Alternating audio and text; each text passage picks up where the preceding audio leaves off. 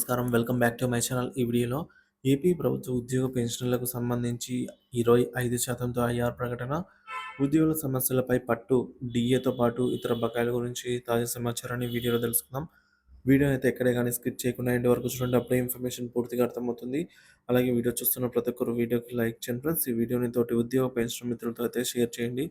కొత్తగా మన channel చూస్తున్నవారు subscribe చేసుకోకుంటే వెంటనే మన ఛానెల్ అయితే సబ్స్క్రైబ్ చేసుకోండి. సో, దీని ద్వారా నేను చేసే లేటెస్ట్ వీడియోస్ అన్నీ మీ వరకు రీచ్ అవుతాయి. ఇంకా ఆలస్యం చేయకుండా వివరాల్లోకైతే వెళ్ళిపోదాము. సో, ఫ్రెండ్స్ ఇక విషయానికి వచ్చినట్లయితే ఆంధ్రప్రదేశ్ ప్రభుత్వ ఉద్యోగుల సమస్యలండి. మొదటిగా ఐఆర్ మరియు పెండింగ్ సమస్యలపై తాజా సమాచారం. ప్రస్తుతానికి అందిన సమాచారం ప్రకారంగా ఆంధ్రప్రదేశ్ ప్రభుత్వం ఇంటీరియం రిలీఫ్ ఐఆర్‌ను కనీసం 23%గా అమలు చేయనుందని, 30% వరకు పెంచే అంచనాలు వేస్తూ ఉన్నారు. సో, ఈ విషయంపై ఇప్పుడు తెలుసుకుందాం క్లారిటీగా. ఇంటీరియం రిలీఫ్ ఐఆర్ అవసరమండి. పే రివిజన్ కమిషన్ పీఆర్‌సీ అమలు ఆలస్యం నేపథ్యంలో ప్రభుత్వ ఉద్యోగులు ఇంటీరియం రిలీఫ్ కోసం దీర్ఘకాలికంగా ఎదురుచూస్తున్నారు. 11వ పీఆర్‌సీ గత 16 నెలలుగా పెండింగ్‌లో ఉన్నాయి. సో, 12వ పీఆర్‌సీ సిఫార్సులు గత 16 నెలలుగా అయితే పెండింగ్‌లో ఉన్నాయండి. ఈ ఆలస్యానికి పూరించేందుకు ఉద్యోగులకి కనీసం అంటే ఈ నష్టాన్ని భర్తీ చేసేందుకు కనీసం 30%తో అయినా ఐఆర్ ప్రకటించాలనేది కోరుతున్నారు. ఉద్యోగుల సంతృప్తి కోసం ఐఆర్‌ను వీలైనంత త్వరగా ప్రకటించాలని ప్రభుత్వాన్ని కోరుతున్నారు. బడ్జెట్ సమావేశాల్లో అధికారులతో చర్చలు. ఆంధ్రప్రదేశ్ శాసన మండలిలో బడ్జెట్ సమావేశాల సమయంలో ప్రభుత్వ ఉద్యోగుల సమస్యలపై కీలక చర్చ జరిగింది.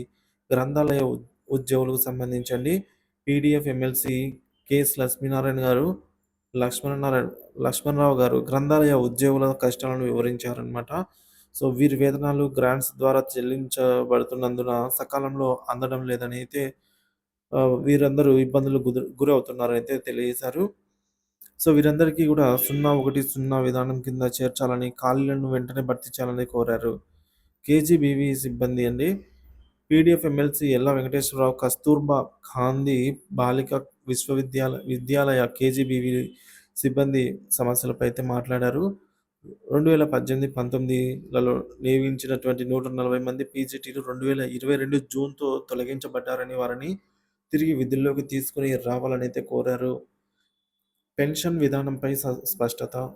MLC MV Ramachandra Reddy CPS contributory pension స్కీమ్‌పై ఉద్యోగుల వ్యతిరేకతను ప్రస్తావిస్తూ, ఉద్యోగులు పాత పెన్షన్ విధానం అయినటువంటి ఓపీఎస్ పునరుద్ధరణ కోరుతున్నారు. ప్రభుత్వం జీపీఎఫ్ మరియు ఇతర విధానాలపై స్పష్టత ఇవ్వాలనైతే విజ్ఞప్తి చేశారు. పని వేళలు మరియు భద్రత. ఎమ్మెల్సీ కల్పలత కేజీబీవీ సిబ్బందిని రెగ్యులరైజ్ చేయాలని, కనీస వేతనాలు అమలు చేయాలని అయితే సూచించారు. సో, ఇక సాయంత్రకాలం విద్యార్థులు, మహిళా ఉపాధ్యాయులకు సంబంధించి భద్రత గురించి కూడా చర్చ అయితే జరిగింది. ఇక ఎమ్మెల్సీల డిమాండ్లండి. శాసన మండలిలో పలువురు సభ్యులు తక్షణ చర్యల కోసం పలు డిమాండ్లు చేశారు. Interim relief IR MLC Chandrashekar Reddy ఐఆర్‌ను 25% లేదా 30%గా అయినా ప్రకటించాలని సూచించారు. పెండింగ్ బకాయిలైనటువంటి పీఆర్‌సీ, పీఎఫ్, డీఏ, టీఏ ఇతర బిల్లుల చెల్లింపులు ఆలస్యమవుతున్నాయంటూ సభ్యులు వ్యాఖ్యానించారు. 25,000 కోట్ల విలువైనటువంటి బకాయిలు ఇప్పటికీ పెండింగ్‌లో ఉన్నాయని, ఇది ఒక్కో ఉద్యోగికి 2-3 లాక్స్ వరకు కూడా పెండింగ్‌లో ఉండవచ్చు అని అయితే పేర్కొన్నారు. ఇక ఉద్యోగ విధానాల సమీక్ష. సో, ఈ మేరకు మనం చూసుకున్నట్లయితే ఎంఆర్‌జీఎస్ఆర్, ఈజీఎఫ్ మరియు కాంట్రాక్ట్ ఉద్యోగుల్లో తప్పుడు ప్రక్రియలపై విచారణ చేపట్టాలని డిమాండ్ చేశారు. ఉపాధ్యాయుల సమస్యలు. ప్రభుత్వ పాఠశాల ఉపాధ్యాయులకు కూడా కొన్ని ప్రధాన సమస్యలపై తమ నిరసననైతే వ్యక్తం చేశారు. వ్యతిరేక పనుల భారం.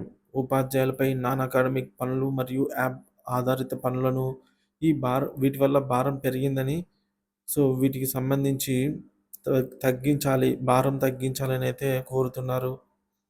పని వేళలండి. సో, పని వేళలను సవరించాలి. పాఠశాల సమయాన్ని ఉదయం 9:30 నుంచి సాయంత్రం 5 గంటలకు పెంచడాన్ని ఉపాధ్యాయులు వ్యతిరేకిస్తున్నారనమాట. మహిళా ఉపాధ్యాయులు మరియు విద్యార్థుల భద్రతా దృష్ట్యా సమయాన్ని సాయంత్రం 4కి మార్చాలి అని డిమాండ్ చేశారు. సో 5 పీఎం బదులు 4 పీఎంకి చేంజ్ చేయాలని అయితే కోరుతున్నారు. సో ఇక ఫైనల్‌గా ప్రభుత్వ ఉద్యోగోపాధ్యాయులు ప్రభుత్వానికి తమ డిమాండ్‌లను స్పష్టంగా తెలియజేశారండి. ఐఆర్ కనీసం 25% లేదా 30%గా ప్రకటించాలి. అలాగే 25,000 కోట్ల విలువైనటువంటి బకాయిలను వెంటనే చెల్లించాలి. పెన్షన్ విధానంపై స్పష్టత ఇవ్వాలి మరియు పాత పెన్షన్ విధానాన్ని అంటే ఓపీఎస్‌ని పునరుద్ధరించాలి అని కోరడం జరిగింది. ఉపాధ్యాయుల పని వేళలు సో, మరియు ఉపాధ్యాయుల ఈ భద్రతా దృష్ట్యా చూసుకున్నట్లయితే భద్రతా అంశాలపై చర్యలు తీసుకోవాలి అని చెప్పి కోరడం జరిగింది ఫ్రెండ్స్. సో, మొత్తానికి ఈ సమస్యలపై ప్రభుత్వం తక్షణమే నిర్ణయం తీసుకోవాలని ఉద్యోగులు ఆశిస్తున్నారు. సో, ముఖ్యంగా మనం చూసుకున్నట్లయితే ఇంటీరియం రిలీఫ్ ఐఆర్ అండి. సో, ప్రభుత్వము ఐఆర్ అనేది 23% ఇవ్వాలని అయితే ఆలోచనలో ఉంది. కానీ ఉద్యోగ పెన్షనర్లు 30% మేరకు అయితే కోరటం జరిగింది. సో, అలాగే పే రివిజ్డ్ కమిషన్ 12వ పీఆర్సీ అనేది గత 16 నెలలుగా పెండింగ్‌లోనే ఉంది. దీన్ని తక్షణమే అమలు చేయాలనేది కోరడం జరిగింది. సో, ఐఆర్ అండి. తర్వాత ఈ మేరకు చూసుకున్నట్లయితే సాలరీస్ అండి. సో, సాలరీస్ లైబ్రరీ ఎంప్లాయీస్‌కి సంబంధించి సాలరీసు వచ్చేసి వాళ్ళకి డిలే అవుతున్నాయని జెప్పి, సో, సాలరీస్ కోసం వారు ఎదురు చూడాల్సిన పరిస్థితి ఏర్పడింది. కాబట్టి వాళ్ళకి గూడా 010 సాలరీ సిస్టమ్ కింద అయితే పేమెంట్స్ చేయాలని కోరటం జరిగింది. అలాగే కేజీబీవీ స్టాఫ్‌కి సంబంధించి వీరి వీరికి సంబంధించినటువంటి సమస్యలను ఏవైతే ఉన్నాయో, అలాగే 140 పీజీటీ టీచర్లను అపాయింట్ చేశారు. సో, వీటి సమస్యను గూడా మనకు త్వరగా సాల్వ్ చేయాలనైతే కోరటం జరిగింది. ఇక కాంట్రిబ్యూటరీ పెన్షన్ స్కీమ్ విధానాన్ని రద్దు చేసి ఓపీఎస్ అమలు ఎప్పుడు చేస్తారో అని కోరటం జరిగింది. ఇక జీపీఎఫ్ ఫండ్ అలాగే తదితర బకాయిలను వెంటనే చెల్లించాలి అని కోరటం జరిగింది. సో, ఈ విధంగా మొత్తానికి ఐఆర్ అలాగే పెండింగ్ బిల్లులు, ఇక ఎంప్లాయీస్‌కి సంబంధించి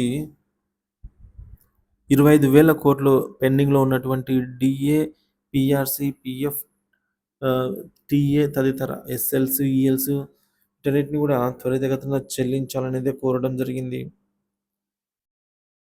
సో, ఉద్యోగులపై యాప్స్ భారమండి. సో, నాన్ అకాడమిక్ రెస్పాన్సిబిలిటీస్‌లలో యాప్స్ భారం. సో, పని ఒత్తిడి పెరిగింది. వాటిని కూడా నాన్ టీచింగ్ రెస్పాన్సిబిలిటీస్ అయితే అప్పజెప్పొద్దు అని అయితే కోరటం జరిగింది. ఇంకా వర్కింగ్ అవర్స్ అడ్జస్ట్‌మెంట్ అండి. ఉదయం 9 నుంచి సాయంత్రం 5 గంటల వరకు కాకుండా ఉదయం 9 నుంచి సాయంత్రం 4 గంటల వరకు సో, ఈ విధంగా ఈ మేరకు టైమింగ్స్ అయితే సమకూర్చాలని చెప్పి కోరటం జరిగిందండి. సో, మొత్తానికి ఐఆర్ అనేది 25-30% మధ్యలో 25,000 కోట్ల పెండింగ్ బకాయిలు, ఓపీఎస్ అమలుపై దృష్టి, వర్కింగ్ అవర్స్ సవరణ వీటి గురించి అయితే ప్రధానంగా చర్చించడం జరిగింది. Thank you for watching this video.